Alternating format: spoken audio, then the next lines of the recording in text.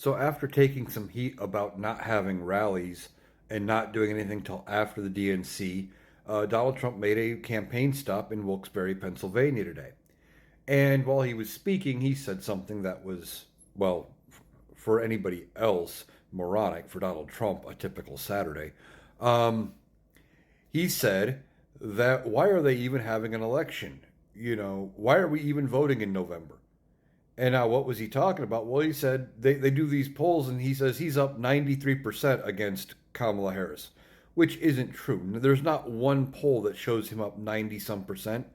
There's never been a poll in any category where, unless you are talking about internal polls within your own party, that you get 90 some percent. It just doesn't happen. You don't get those kind of poll results.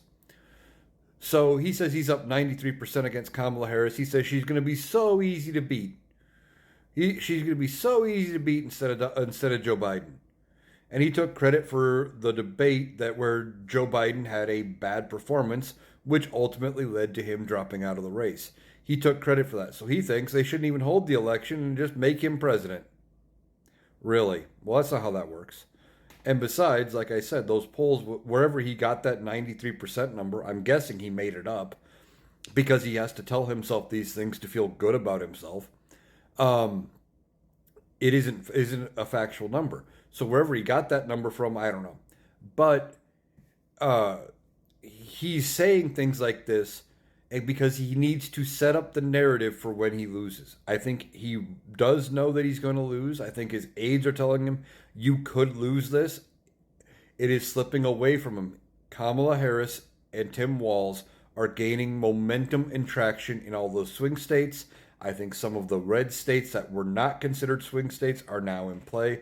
I've talked about it before. I've said Iowa, Missouri, Arkansas, Texas, Florida. I think they're all in play. And if Donald Trump loses Texas or Florida, he cannot win the presidency. I just do not see a path for him to get there. And if he loses them both, it is now a landslide, especially if it starts affecting down ballot races. And if he loses all of the states I mentioned, he is going to be a laughing stock for a generation about how bad he got beat. But he is saying these 93% numbers because it makes him feel better.